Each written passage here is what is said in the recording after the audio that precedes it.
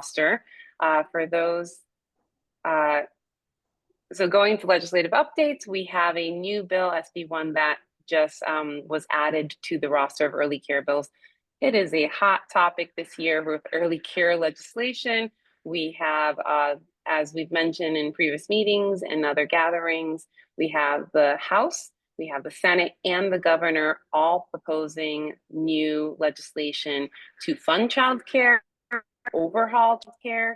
And I think it's important to recognize that we would not be here without the energy, the enthusiasm, the fight, all the words from parents and providers. You know, we are here, and the attention is on us. The spotlight is on us because of the year of fighting, struggle, and advocacy that we've done.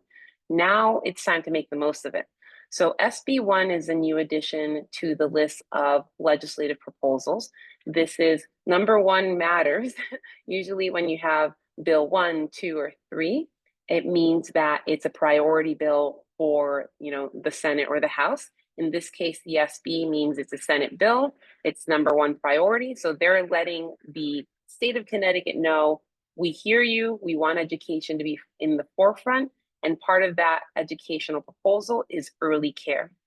It was pretty inspiring today hearing Senator McCrory, the co-chair of the Education Committee, saying in a press conference that, K to 12 public schooling, K to 12 children need supports. He was talking about disconnected youth and the importance of making sure that there's programming, but that support starts in infancy. So my God, that was definitely music to my ears to hear that they're listening and they understand that we can't ignore infant care, infant toddler care in this equation when we're looking at outcomes for youth in the future, when we're looking at children, as the children's ability to read, to be able to do well in their elementary and high school years. Can I, Eva, we've got a legislative interruption here.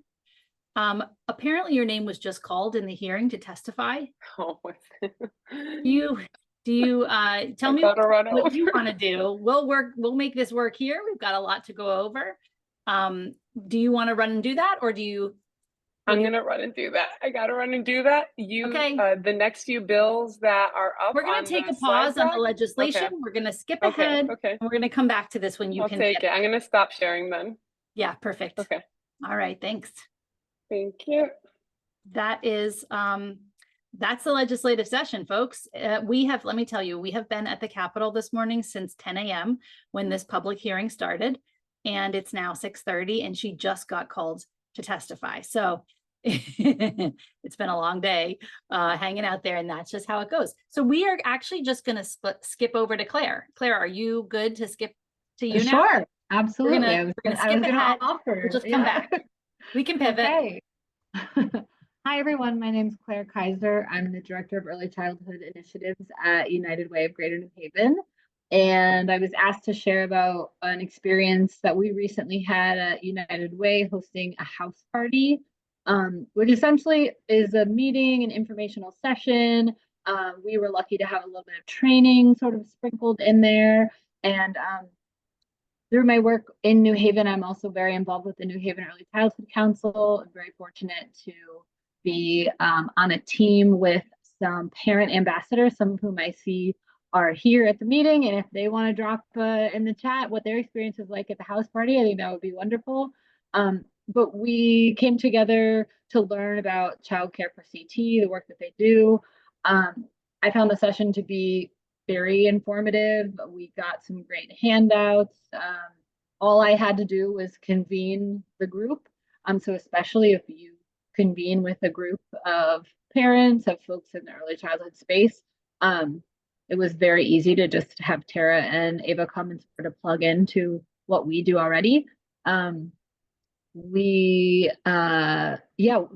broke down sort of the bills that are happening. So I'm aware of SB1 because of that meeting that we had. Really gave us some really clear understanding of what is happening in those bills. And we also kind of were able to add on some training around writing your testimony.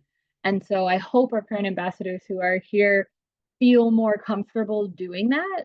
We got to do a little exercise. We got to watch a little role play on lobbying. So I've been told that if that's something you would want to include in a house party, that's also a possibility. So I'm here to encourage you to convene some folks who might be interested. It was very easy. We have a community conference room at United Way that I'll just plug is available to the community. And so go to our website or email me if you need a space to bring your folks together. But it's something that was beneficial, I believe, to our group. And I saw some notes in the chat from our parent leaders about how it was helpful. So that's that. Host a house party, everyone. Yeah. And I'm going to share the link to sign up. If anyone here is interested in hosting one, you can actually fill this out, and then Tara will talk with you about, kind of what you're thinking about and where you would want to do it and all those kinds of things. And you can decide to, fill out that form, and that will help you know, that will help us know that you're interested. Tara will get in touch with you and help you come bring this thing to fruition. So just wanted to pop that into the chat. And it says, I know someone asked if other United Ways will do it. I think if you have one in your area and you want to request that, you could also maybe, I don't know, Winnie, if you're willing to reach out to your local United Way and ask if you could co-host it with them or use their facility, or, it's a Zoom. So really any parent can do these. This does not have to be run through United Way. Oh, wait, hold on. Should we watch Ava? Let's watch her testify. Is that all right if I share my screen? Yeah, I'm going to interrupt myself again to share this. that does help. Okay. Okay, here we go. Can you hear it? Hello, everyone, ranking members of the Representative Weaver. Claire, can you hear it? Or ranking members of the Education Committee and Education Committee members. Thank you for having me on. My name is Eva Bermuda Zimmerman. I'm here on behalf of Child Care for CT. We are a coalition that's statewide of parents and providers, over 7,000 unique members, all gathering together in unison, trying to make sure that we're funding equitable opportunities for childcare, as well as making sure that the childcare workforce gets sustainable and realistic wages, that they get paid what they're worth. I'm here to testify in SB1. The exciting part of SB1 is that it's another legislative opportunity to have the conversation. My goodness, this year we applaud the legislative body as well as the governor for having the conversation that is a serious conversation step forward to funding childcare and actually creating new structures and opportunities for parents in order to afford childcare. That is monumental. We recognize that as advocates, and we're very excited to share this conversation. I think it's also important in this conversation to reflect on how you do it and make sure that the childcare workforce is fully supported. I'm sure you've heard throughout the day, partners vocalizing some concerns and some red flags of how you could tweak and adjust SB1 on the early care components. I want to highlight a couple of the questions that were mentioned here by different representatives and different senators in regards to this bill, and see if we can have a conversation, if you'd like, about how our coalition partners are really focusing on those tweaks. So earlier today, there was some mention about the trade-off about the available money between this legislative proposal and other legislative proposals on the queue. I think it's important to reflect that the other legislative proposals, as advocates see it, as an opportunity to combine forces and create different projects where you could have capital improvements for providers. You could also have other legislative proposals that have been on the docket this legislative session to really entertain health insurance for providers. There's also, so 5003, 1369, 7044, creating a portal where you're streamlining and navigating the childcare process. SB1 is one more proposal that is tackling and attempting to add different ideas, creative ideas of how to fund, how to create streamlined systems, how to ensure that we're creating and providing funding specifically for the childcare workforce and raises. So from the perspective of the childcare advocacy groups, I think it's important to reflect that we're not asking for SB1 to, I guess, we want to make sure that we have every opportunity and ample opportunity to give these childcare ideas coverage and voice.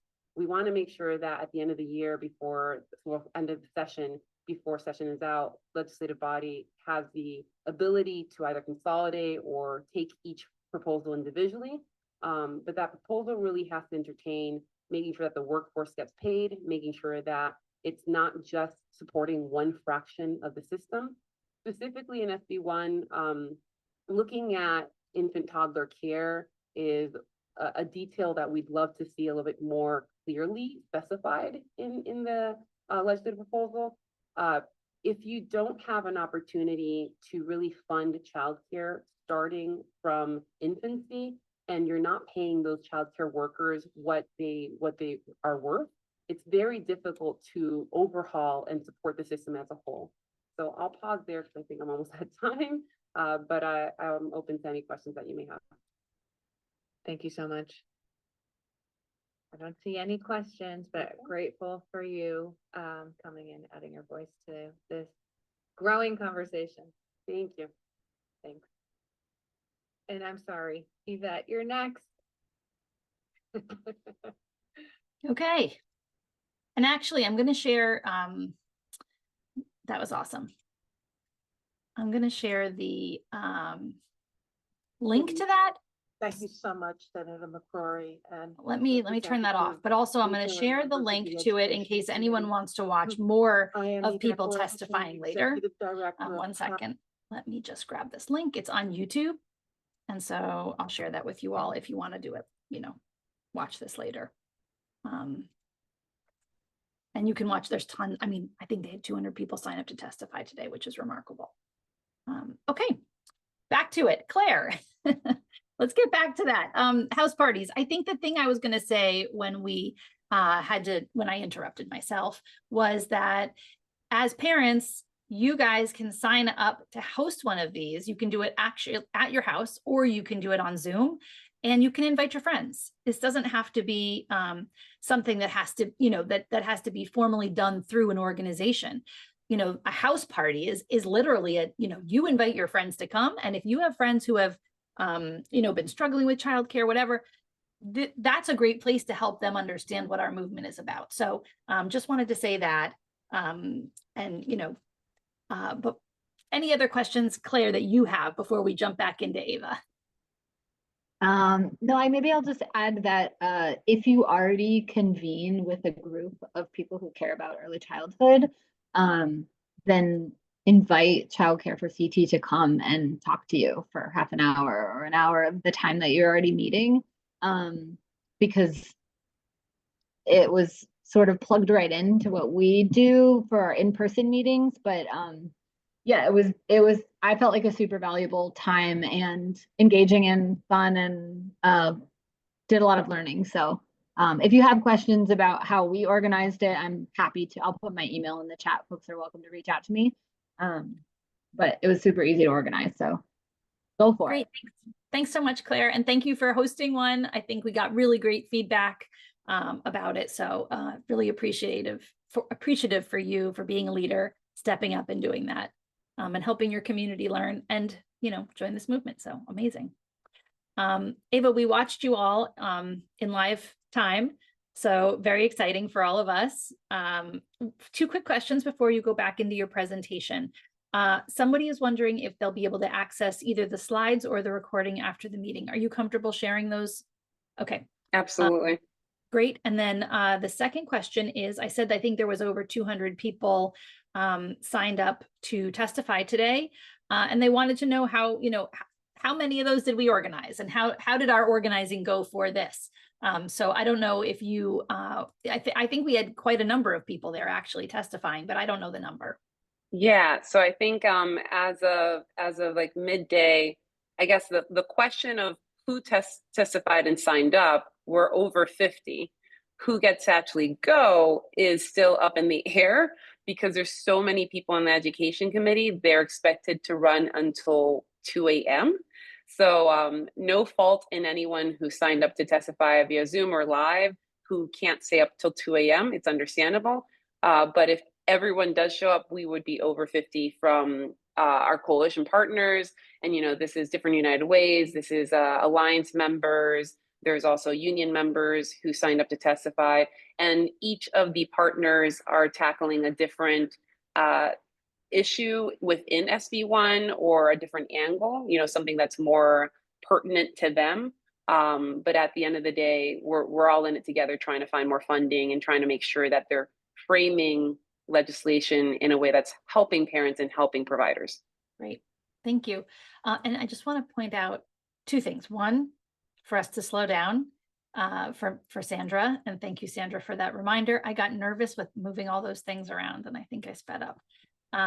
And then also Mindy says in the chat that they had a really fun house party where one leader taught them to needlepoint while the other talked about organizing for childcare, which is like such a fantastic idea.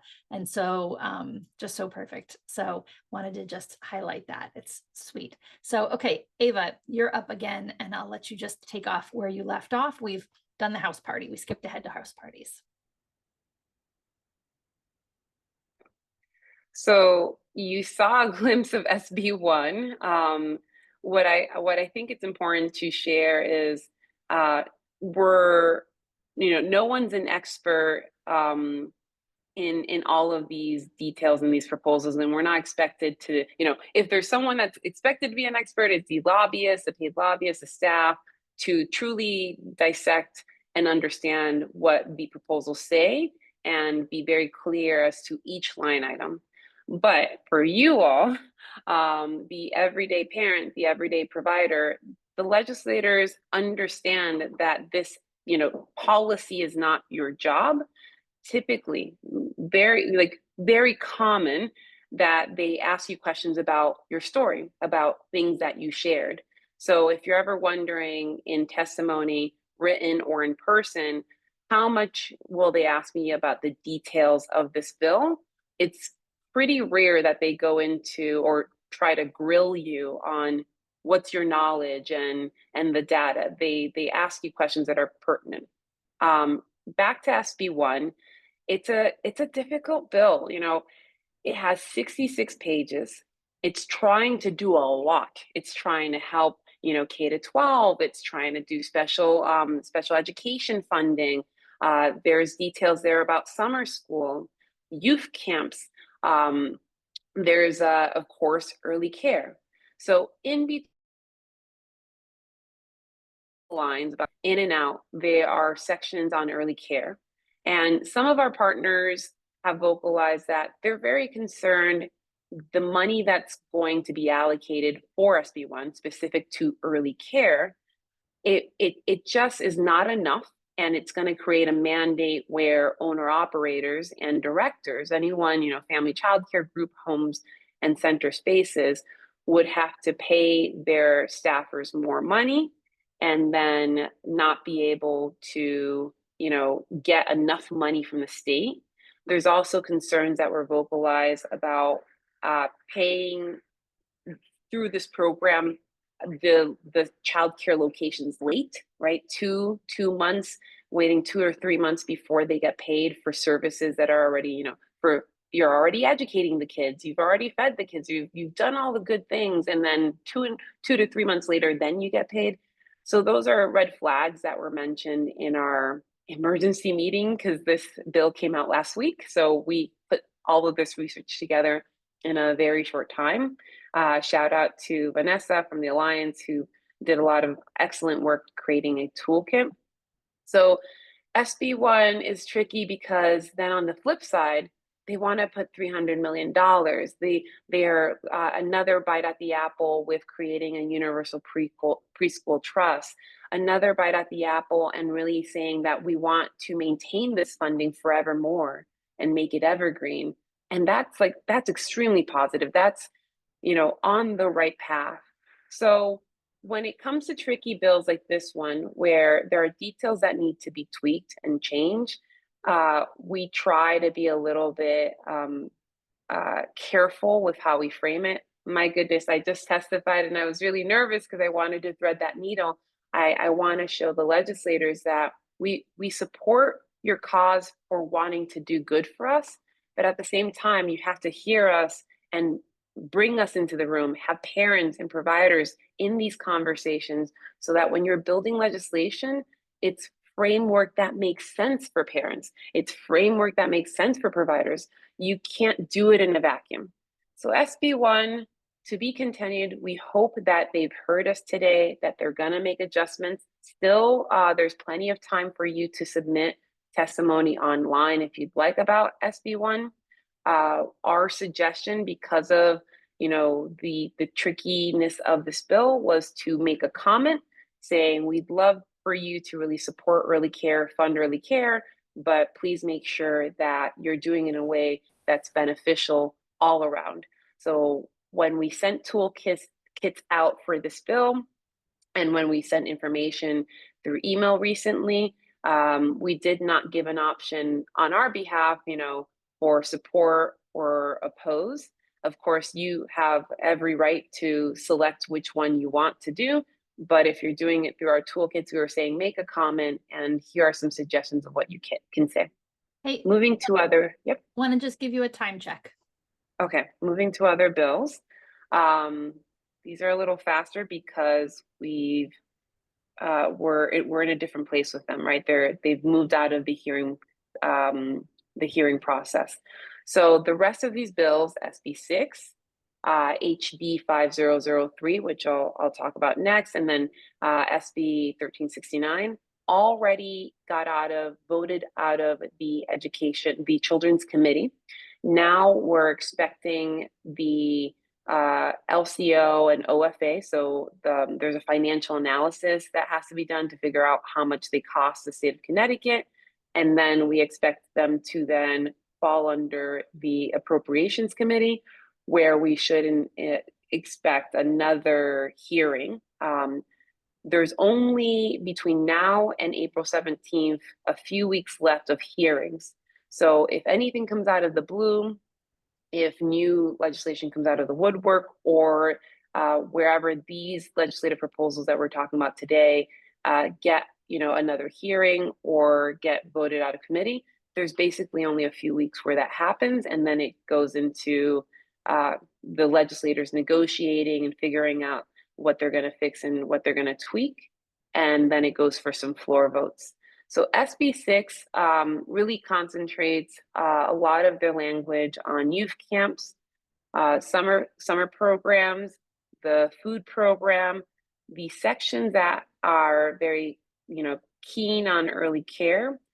They wanted to, the legislators who drafted this bill were really paying attention to the kindergarten start age and that switch, and wanted to create some opportunities for Connecticut children who are right in that age change to have some services. So they were proposing kindergarten preparatory academies.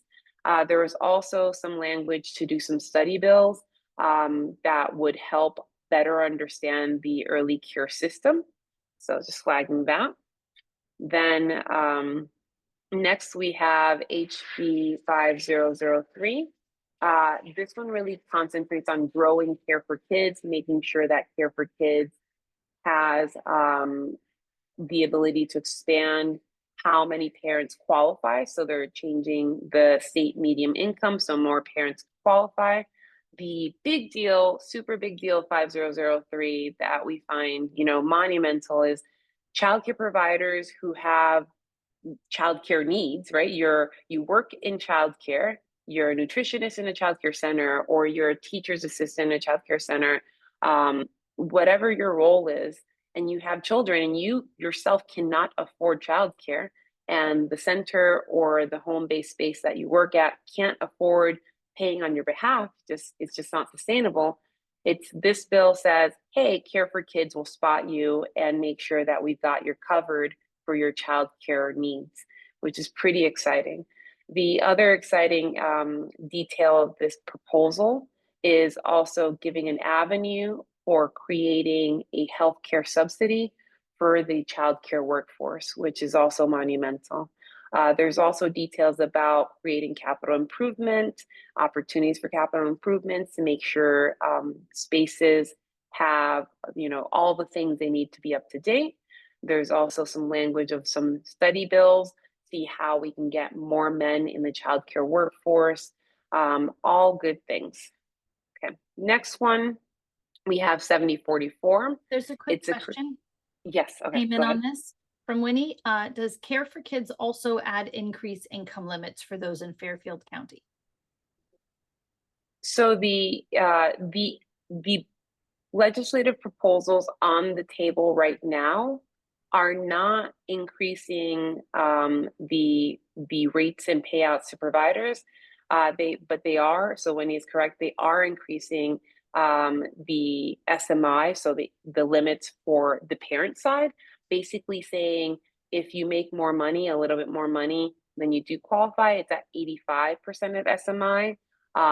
Right now, if you're a family of three, so two parents and a child, in order to qualify for Care for Kids, you'd have to make less than $40,000. So if you tweak that income limit more, you know, I don't want to be quoted right now because I haven't done the math, but it in theory it should allow additional slots to be provided and more families qualifying. So Winnie, I promise you before we get off today, when Izzy's doing some wrap up on Morning About Childcare, I'm not sure if you fully talked about Morning About Childcare No, we or didn't get there's to it yet.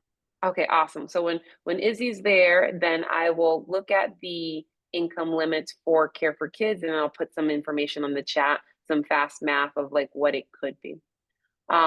So 7044 in the portal, there's a lot of conversation about creating a streamlined system where parents and providers can connect. You know, so a provider who's looking for childcare could find childcare through a portal, through a website.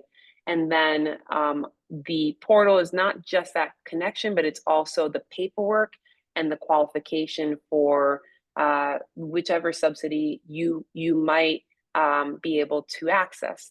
So imagine a reality where you're a parent and rather than, you know, just calling 211, you know, you call 211 and they said, yeah, there's, you know, 5 different spaces in your different locations in your town that does provide childcare. Imagine a reality where that conversation doesn't just stop there, where you can continue that conversation and the 211 customer service rep can say, well, please go visit, you know, childcare X, Y, and Z portal where we could guide you, like this portal could guide you to what you actually qualify for in live time. And you can select in live time the childcare provider of your choice. And then on the provider end, the provider can see that Jane Smith applied.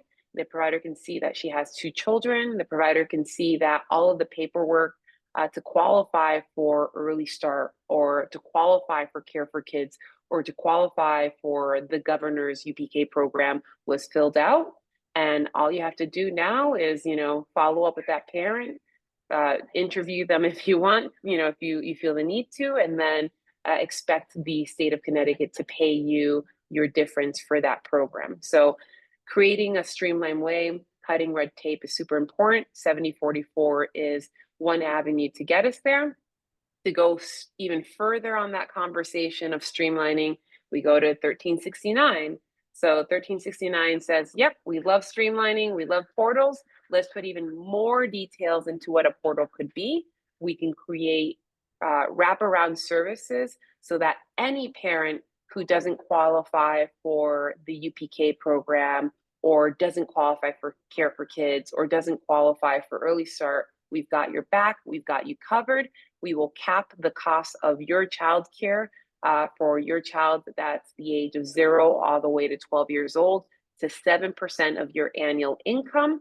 And then we will also make sure that you have a portal in order to see if, you know, what you qualify for and get you covered. So I know I put a lot out there on different legislative proposals, but now we got to talk about like what's next, right? Next, we had the committees voted all of these bills in from the children's out of committee. Like I mentioned earlier, now we're waiting for dates for finance and appropriations. And then we expect that we have probably some emails going out about these legislative bills for that hearing and for submitting testimony to appropriations when they're there. So be on the lookout. But the bigger focus, and then moving us into some field conversations, right? How do we win? How do we win with what we want, with what we need between now and the end of session, since there's so many legislative proposals? So we don't know if SB1, SB6, all of these different proposals, which one is going to be the winner, which one is going to be the one that makes it to the end. Typically, when you have a lot of competing thoughts from different legislative bills, they get consolidated into one. The local, people here at the Capitol call that an aircraft carrier, basically like an airplane. So an airplane that's flying high, and then there's different passengers on the plane. All of super diverse plane here, and we don't quite know where we're landing yet, and we're trying to figure out how we're gonna land, and we're also gonna figure out our destination. That is the legislative process summarized. So we don't know where we're landing with these bills. We don't know what location we're gonna land, so we don't know how these bills will look like at the end. But what we do know is that we have our values. We do know the things that providers need, right? You're a provider, you know what you need. You're a parent, you know what you need. So in order to ensure that those legislators understand you, understand the desperation, the urgency, and the need to do it right, not half-baked. We have lobby days, like we mentioned earlier, house parties, and we have rallies. So some lobby days we are expecting to do every Wednesday the month of May. Lobby days could be a group of people. It could be one-on-ones. It could be going to legislators' offices. There's a lot of different ways to do it so that you feel confident, you feel supported when you're doing it. Don't think that you're going to be pushed out there to all of a sudden have a high-level conversation with a legislator out of the blue. We're trying to make sure that you have a posse, you are backed up, and you're coming there empowered and you're leaving empowered. For the different house parties, as Claire presented earlier, they don't necessarily have to be in your house. They don't necessarily have to be physical. They could be through Zoom. So very exciting to hear from all of you who wants to host a house party and have those conversations with your community. And then I'll pass it now to Izzy to go into rallies. Great. So we have the Morning Without Childcare coming up on May 7th. Mostly what we're doing today is giving you a save the date. I'm going to play just a quick little bit of a video in case some folks aren't familiar with it, and this will be about 2 minutes. Oftentimes I tell her in difficult situations, you get what you get and you don't get upset, right? Tell the little kids that all the time. But when it comes to funding for childcare, making sure that she has wonderful teachers, we should not say that. It doesn't make sense to say we get what we get and we don't get upset. We have to shout loud and make sure that politicians and elected officials who are not on board understand the sacrifice, understand the hardship, understand how scary it is to wake up and not know if your child is going to be in a place of care because the teacher is out of a job, or the child care center is going to close down, or maybe they're closing the classroom. It's about moments like this, coming together and getting upset.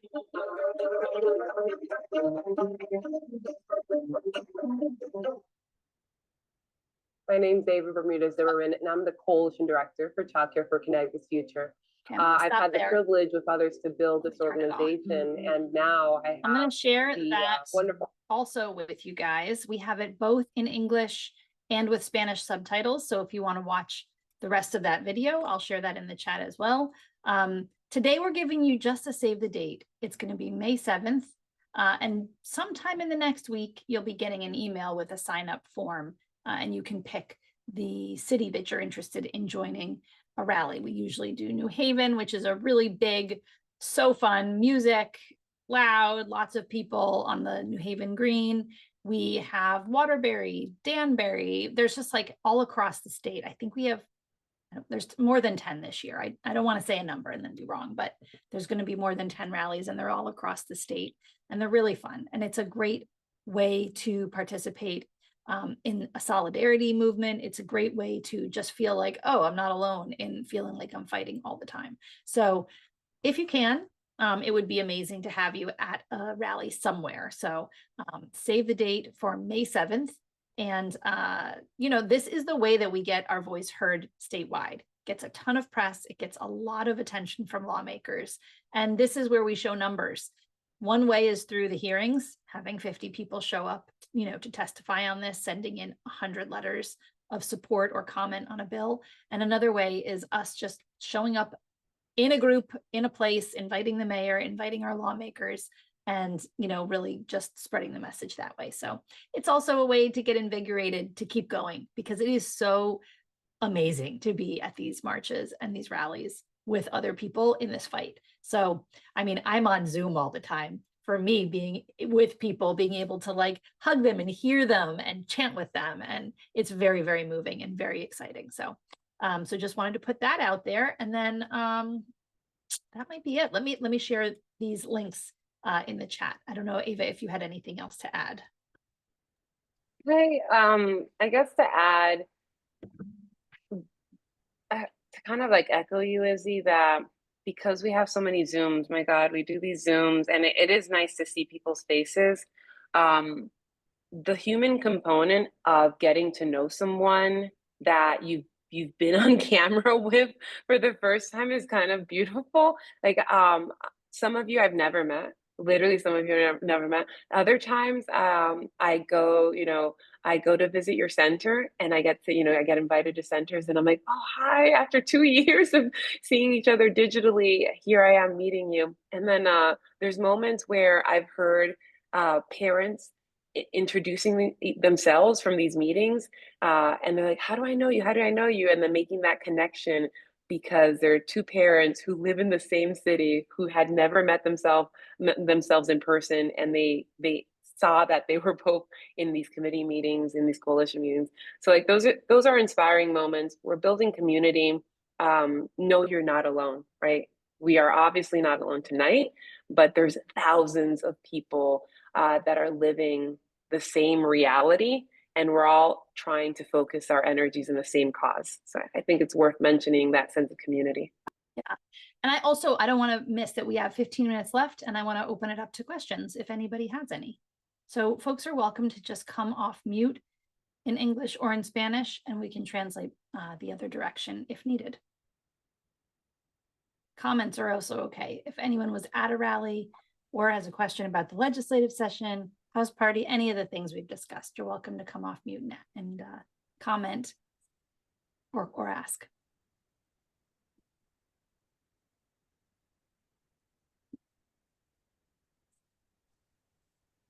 Buenas noches, soy María Amado. Quería entender si va a haber siempre una mañana sin cuido como se ha hecho en los últimos años. ¿Se va a dar esa oportunidad, o simplemente va a ser a través de los testimonios por escrito, por Zoom o presencial?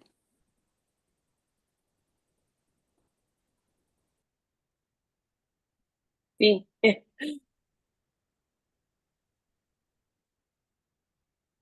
Ava, you can answer. Yeah, there is. And Maria, gotta give a shout out to Maria Amado, because in addition to being an amazing childcare provider, and being, be recognized for her leadership in childcare, she's also hosted several times our Morning About Childcare rallies in Hartford. So if Maria or others on this call are interested in hosting a childcare rally this year on May 7th, please let us know. We just really started getting the planning process together. I know Izzy is very eager to start filling out those locations so we can go live with all of the wonderful towns who are participating. What I can promise this year, I know Tara is, we're still at the Capitol, and Tara is very busy right now managing testimony, but our new organizing director already is getting a list together, reaching out to providers who want to captain and host a location near them. We can confirm that we're going to have New Haven, of course. We're going to have Bridgeport. We're going to have Stamford. In Hartford, Maria, we'd love to make sure that we have a very strong Hartford rally. So I'll make sure that Tara connects with you directly. But if you have never had a rally in your town and want to host one, or if you want to be part of planning the rally in your town, then let us know, and then we'll connect you with Tara, Sadie, and our team. We have team members who are bilingual, so we can get that ball rolling. I just wanted to share this great picture of last year's Hartford crew. It was really, really great right in front of the Capitol. Other questions?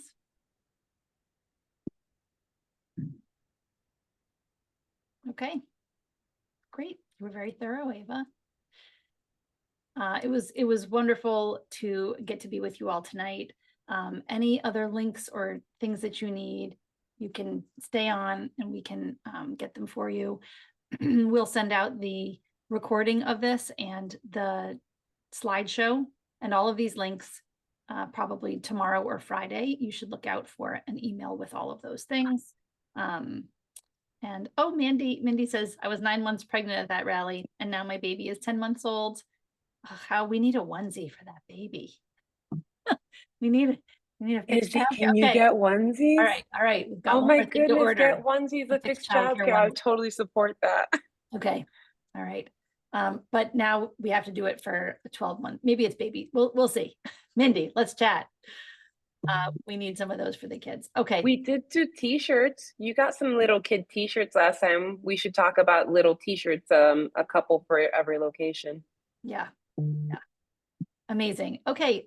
Mindy, I don't know. Do you want to come off mute and just talk about your experience there? You may not want to. You might be cooking dinner. I know this is a terrible time for folks. It's actually bath time. So if you hear some splashing in the background, that's what that is.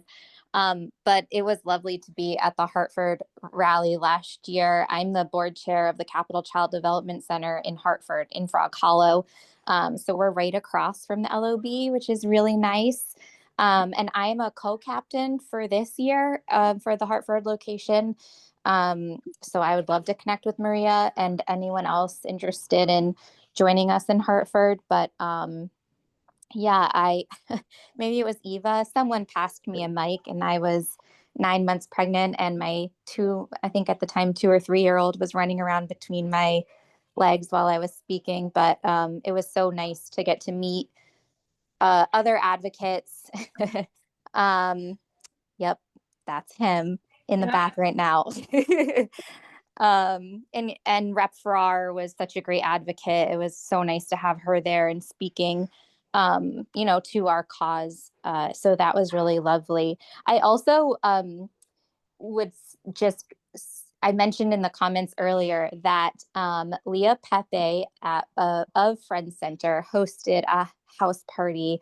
I think it was just last week where Alex Schiavone spoke about childcare while Leah taught us needlepoint. And one of the things that Leah talked a lot about is how especially women's like craft circles and knitting circles and quilting circles have largely been a political space historically because they were overlooked and seen as, women's work or women's hobbies. Women were allowed to come together and be overtly political, sort of not in plain sight, if you will. And I just thought that was such a nice connection. And if anyone's looking for a way into hosting a house party that feels, I don't know, personal or something, I thought that was a really nice connection that maybe someone else could make too. Thank you so much, Mindy. That's great. And thanks for being a co-captain this year. Amazing. One final thing before we jump off is that we have heard that this meeting conflicts with a parent leadership meeting that happens statewide, and we want to make sure that it's actually at a good time that works for people. Those meetings, I believe, start at 6. Would it help everyone if we moved these meetings to 7, or is that just like one more thing to add to the plate, and then you've got a meeting at 6 and a meeting at 7? I don't know. We're wondering about our time choice for this. So if anybody has ideas about that or feelings, you could put those in the chat. And I'm gonna turn it over to Ava for one last request. We got word. So last request is we got word from the CT Mirror. I know there's been a couple of you who have talked to the CT Mirror recently for other bills. They're doing a very in-depth look at childcare, and they're still looking for 1 or 2 more parents. And now, because of this new bill, they want to hear parent perspective and their reaction to SB1. So if there's let me just make sure it's just parents and not. Yeah, okay. So they're looking for parents. So if you're a parent on the call, you know, between the age of 0 to 12 years old, and want to highlight your take on SB1, your need for childcare, after school care, summer camp care, etc., please let us know, because the CT Mirror wants to talk to you. So we'd love to connect them. We connected them already with 3 parents, but the more the merrier. Yeah, great. And then Isabella has a question in the chat. I was wondering if there are any bills currently being debated that regard access to special education or early intervention. I heard of possibly bills regarding the expansion of early intervention, such as Part C of early intervention, where home services would be expanded until after the age of 3. Do you know of anything in the works? At SB1, so the partners and advocates who focus on children with special needs and intervention, we're pointing out that SB1, even though it's in the name, it's a special education and education bill, doesn't have enough teeth, it doesn't have enough details on special education and intervention. So Isabella, I highly recommend that you submit written testimony highlighting and spotlighting that need, because technically SB1 is where right now it should live. Other legislation that is specific to special education, not that I know of, not that I can flag, but we will be on the lookout. Right. Amazing. Thanks, everyone. We get 7 minutes back. Have a wonderful night, have a wonderful month, but more importantly, please pay attention to your text messages, to your email blasts. If you are not already getting emails from Childcare for CT, please go to the website childcareforct.org and sign up. You know, you can be a part of this legislative session. It's an easy thing to do. You can do it from home. It's really, really important that every Connecticut person who wants to be a part of this is able to. So, you know, just pay attention to that, because all the action alerts are coming out through your email, through social media, through text blasts. Just make sure that you're paying attention. And Hey, anyone, yeah. Oh, I almost forgot the Care for Kids rate. So I pulled up the chart, and I'm just gonna put the chart. I just want to let people know that I pulled up the Care for Kids chart, and I'm putting it into the chat for those who are wondering about the Care for Kids chart. All right, great. And everyone here is welcome to come off mute and just say goodnight if you'd like to. I know, Didia, I muted you. Buenas noches, muchas gracias. Good Buenas noches, night. gracias. Buenas Gracias. noches, muchas gracias. Have a good night, everyone. Good night. Thank you, Sandra. Buenas noches. Good night. Good night, everyone. Thank you so much. Eva, no sé si Eva está conectada, un favor. Sí. Eva, ¿tú crees que podrías hacerme un resumen de todo el proyecto?